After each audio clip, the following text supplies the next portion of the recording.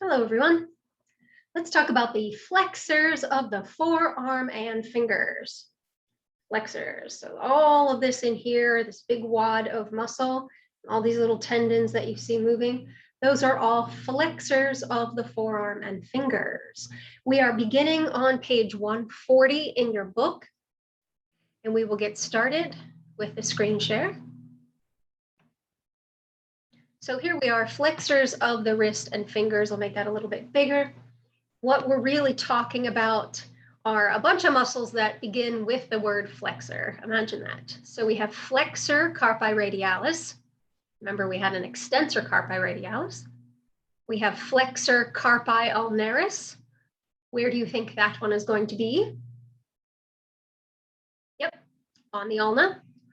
And then we have flexor digitorum superficialis and flexor digitorum profundus. Superficialis, as you can imagine, is going to be more superficial than flexor digitorum profundus.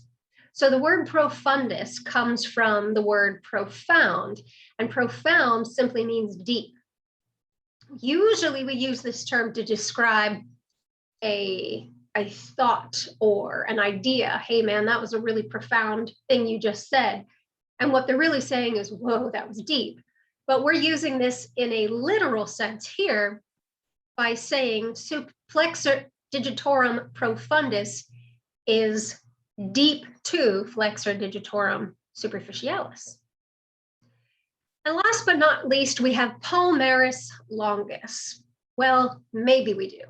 You see, palmaris longus is absent in about 11% of the population, so you might have it or you might not.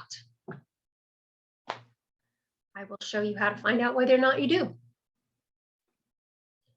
All right, so all of these flexors line up very nicely right here, okay?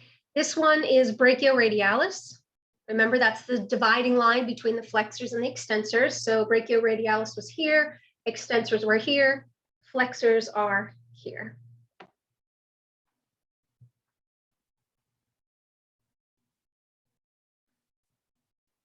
Okay, so this is a medial view of the right forearm, showing how to line some of these things up, but you don't know what pronator teres is yet. Flexor carpi radialis, palmaris longus, if you have it, and then flexor carpi ulnaris are all going to be in a nice little row on your forearm here. That's something that we will do in class with each other. It's a little bit easier when you're actually using someone else's forearm than when you're trying to use your own. It just doesn't work out real well. All right, so let's get started. Flexor carpi radialis, so there it is individually. It crosses over to the radial side. Palmaris longus kind of stays where it is, goes down the center of the forearm, and then attaches to the palmar aponeurosis here, which is what this connective tissue is. Just like we had a plantar aponeurosis on the bottom of our foot, we have a palmar aponeurosis on our hand. So I'll blow that up for you. See that? Palmar aponeurosis is just a broad flat tendon that connects everything kind of in the palm of the hand. And you have a lot of different layers here, so it's a little misleading. Again, the drawings are just meant to illustrate one muscle at a time, so it doesn't show you what else is there. Flexor carpi ulnaris, that's on the ulnar side. So if you recall from the extensors, if an extensor attached to the radial side, what was it more likely to do? Abduction of the wrist or adduction of the wrist? Yeah, abduction of the wrist. That's right. There's a radial side, the thumb side. If we have a muscle on the ulnar side of the forearm, was it more likely to do abduction or adduction? Yeah, that's right. Adduction. It's more likely to do adduction of the wrist. Me. Came out of nowhere. Okay, so let's talk a little bit about some of these origins and insertions now that we can see them there. So flexor carpi radialis, that was the first one that we saw. This one originates on the common flexor tendon from the medial epicondyle of the humerus. We're going to see this a lot. Just like we had the common extensor tendon from the lateral epicondyle for the extensors, we now have a common flexor tendon from the medial epicondyle. That is something that you absolutely need to know. The flexors begin at the medial epicondyle of the humerus. The extensors begin at the lateral epicondyle of the humerus. You want to keep those straight in your head, okay?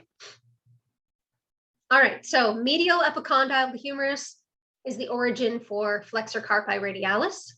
The insertion are the bases of the second and third metacarpals. So this right here. Second and third metacarpals. This is basically like extensor carpi radialis, right? Because it's on the exact opposite side. It attaches basically in the same spots, but on the opposite side. So it's just a sister muscle to extensor carpi radialis. All right, so what is it going to do? Well, we already figured out that it's going to abduct the wrist because it is on the radial side. Good job, by the way. And we know that it's got flexor in its name, so it's going to flex the wrist as well. It does cross the elbow like all of the flexors do, for, well, not all of them, but all of the ones that attach to the medial epicondyle cross the elbow joint, so it may assist to flex the elbow. Not a strong elbow flexor, that's what biceps and brachialis are for. Okay, but we have flexion of the wrist, obviously.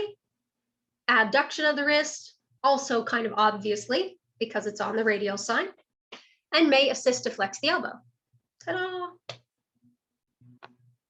All right, now, if you have palmaris longus, that is also going to originate at the medial epicondyle of the humerus and insert on that flexor retinaculum and palmar aponeurosis. We had mentioned the palmar aponeurosis. That's just that band of connective tissue in deep. It's actually pretty deep in the palm. Again, we don't have any kind of reference for layers right now, so it's hard for me to describe, but either way, it attaches on soft tissue, okay? So really what it's going to do is tense the palmar fascia, tense the fascia here. Because it attaches to the fascia of the hand, if it contracts, it's going to pull on the fascia of the hand and tense the fascia of the hand. Now, it can also flex the wrist, of course, because it crosses the wrist. So this is part of that flexor group for that reason, and may assist to flex the elbow, of course, because it has an origin at the medial epicondyle. All right, so let's go on to the next one, and then we'll talk about how you can tell. Well, actually, we'll do all of these, and then we'll talk about how you can tell whether you have palmaris longus or not.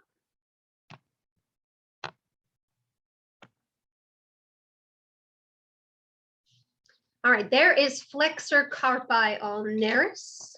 I like to make these a little bit bigger so we can see what we're supposed to be reading here. Flexor carpi ulnaris and flexor digitorum superficialis. So this is flexor digitorum superficialis. Carpi ulnaris is on the previous page, which I really don't like it when they do this because I want to see everything. I want all my information on the same page. If we're going to talk about a muscle, let's at least see the muscle while we're talking about it, right? So anyway, carpi ulnaris is on the opposite page. It's on page 141. Anyway, it doesn't really matter because we already know that it has flexor in the name and ulnaris in the name, right? So at least we know that it's going to have some kind of attachment on the ulna, and at least we know that it's going to flex the wrist. Okay, cool. So here we go with the origin. Well, we actually have two origins for this simply because it's a little bit bigger in its attachment than some of the others, but we still have that common flexor tendon from the medial epicondyle of the humerus. So far we're 3 for 3, right? All three muscles we've talked about so far have medial epicondyle of the humerus as an origin. This one also has an ulnar head, which makes sense. Carpi ulnaris. Posterior surface of the proximal 2/3 of the ulna. So here we have a fraction. Posterior, proximal 2/3. It's alliterative. Posterior. See what happens when I start talking too fast? Posterior, proximal 2/3 of the ulna. All right. As it makes its way down to its insertion, here we go. We have a carpi ulnaris. We have carpals in the insertion. So we have the pisiform, we have the hook of the hamate. Remember these, right? Here's the pisiform. Here's the hook of the hamate. And the base of the 5th metacarpal, that's this. So we have badoink, badoink, badoink. All of that is the origin, or insertion, excuse me. Pisiform, hook of the hamate, 5th metacarpal, base of the 5th metacarpal. Okay. It's on the ulnar side, and it's a flexor. So it's going to flex the wrist and adduct the wrist. Remember, we're on the ulnar side. We have adduction of the wrist. And again, because we have that medial epicondyle origin, it's going to assist to flex the elbow. Oh.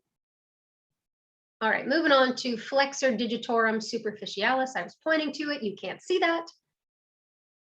I mean, you can kind of, yeah, I'm pointing to it on the screen. Here it is. All right, so flexor digitorum superficialis. It's pretty much what it says it is. It flexes the digits. It's big. It's the sister muscle to extensor digitorum, right? It's pretty much on the opposite side of extensor digitorum. So this one is going to have kind of a lot of origin simply because it's so big, but one of the origins, common flexor tendon from the medial epicondyle of the humerus. Again, now we're 4 for 4. It also includes the ulnar collateral ligament, which you haven't seen yet, the coronoid process of the ulna. See, there we are right there. The interosseous membrane, which it's mostly covering, and the proximal shaft of the radius, which is all of this in here. So really we can only see 3 of these origins. We can see the medial epicondyle, the coronoid process of the ulna, and kind of the entire shaft of the radius here. A big origin. But if you're a person who likes to do bullet points for these, there's 5. Okay, 5 origins.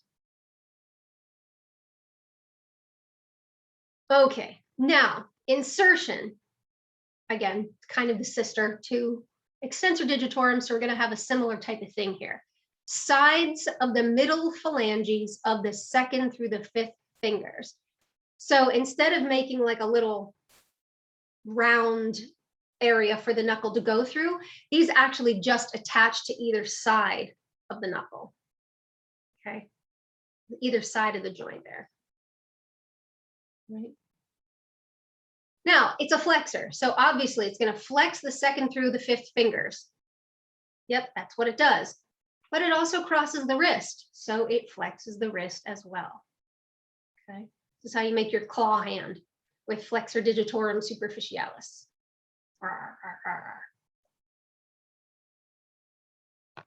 Now, one thing I do want you to note, I'm going to highlight this, I think. Spotlight. Oh. Or let's just circle, that'll be fine too.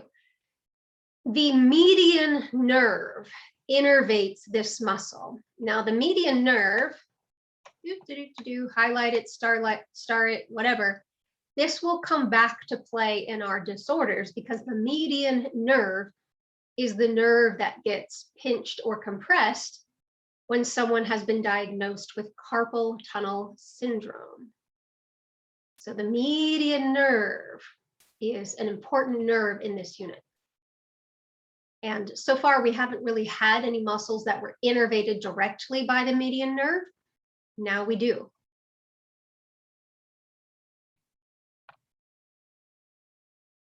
Okay, so flexor digitorum profundus is deep to superficialis, hence the name. So we have a smaller origin. It's not as big.